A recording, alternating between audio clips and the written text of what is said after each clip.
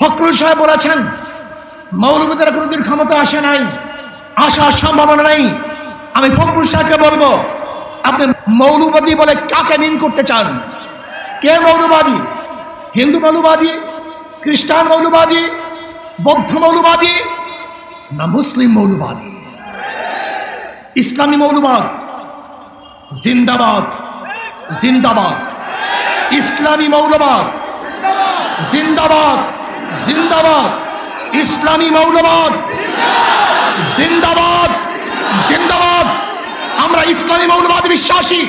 আমি মুসলমান, আমার মূল ঠিক আছে। আমি মূলকে বাদ দিয়ে রাজনীতি করতে পারি না। 92% মুসলমানদের দেশে ইসলামী মূল্যবাদকে বাদ দিয়ে, ইসলামী মূল্যবোধকে বাদ দিয়ে কেউ কোনোদিন রাজনীতি করতে পারে নাই, পারবে না ইনশাআল্লাহ। কাজী আপনি যে স্বপ্ন দেখেছেন মৌলবাদীরা ক্ষমতা আসবে না, আসে নাই, সম্ভাবনা নাই। আর আমি উল্টো দেখছি, ইনশাআল্লাহ আগামী বাংলাদেশ ইসলামী মৌলবাদীদের বাংলাদেশ, আগামী বাংলাদেশ কোরআন ও সুন্নাহর বাংলাদেশ, আগামী বাংলাদেশ এদেশের স্বাধীনতাকামী মানুষের বাংলাদেশ, আগামী বাংলাদেশ ধর্মীয় ব্যক্তিত্ব বাংলাদেশ, আগামী বাংলাদেশ সাম্য, মানবিক মর্যাদা এবং ন্যায় বিচার প্রতিষ্ঠিত বাংলাদেশ। আগামী বাংলাদেশ হবে বৈষম্য বিরোধী বাংলাদেশ।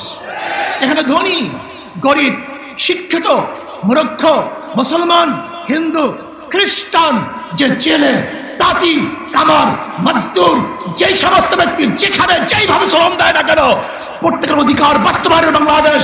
এখানে পুরুষদের অধিকার বাস্তবায়নের বাংলাদেশ। এখানে থাকবে মহিলাদের অধিকার, এখানে থাকবে ছাত্রদের অধিকার, এখানে থাকবে শ্রমিকদের অধিকার, এখানে থাকবে মেতর, কামার, ঋষি এবং তাঁতিদের অধিকার। এই বাংলাদেশ সবার বাংলাদেশ। এখানে ভেদাভেদ থাকবে না, এখানে থাকবে না শেখ হাসিনার পুত্রকে সেই পদ্মা ব্রিজ দেখতে গিয়ে 1.5 ঘন্টার রাস্তা জ্যাম করার ইতিহাস বাংলাদেশ আর দেখতে চায় না। এখানে কোন প্রাইম মিনিস্টারের জন্য, কোন মন্ত্রীদের জন্য, বর্তমান উপদেষ্টা প্রধানের জন্য রাস্তা বন্ধ থাকবে, জনগণ কষ্ট করবে, এই বাংলাদেশ আমরা দেখতে চাই না। এরকম বাংলাদেশ আর চাই না। এখানে কে উপদেষ্টা, কে প্রাইম মিনিস্টার, কে প্রেসিডেন্ট, সবার জন্য রাস্তা সমান, সবার জন্য অধিকার সমান না। আমরা দেখতে চাই না ওই বাংলাদেশ যেখানে একজন মন্ত্রী যাওয়ার সময় গোটা রাস্তা বন্ধ হয়ে যাবে আর গর্ভবতী মহিলারা গাড়ির মধ্যে বাচ্চা প্রসব করবে। এই বাংলাদেশ আমরা দেখতে চাই না। আমরা দেখতে চাই না এই বাংলাদেশ যেখানে একজন উপরস্থ কর্মকর্তা আসার কারণে ফেরি বন্ধ থাকবে আর সেই রোগী ওপারে ফেরির অভাবে ধুকে ধুকে মরবে। এই বাংলাদেশ আর দেখতে চাই না।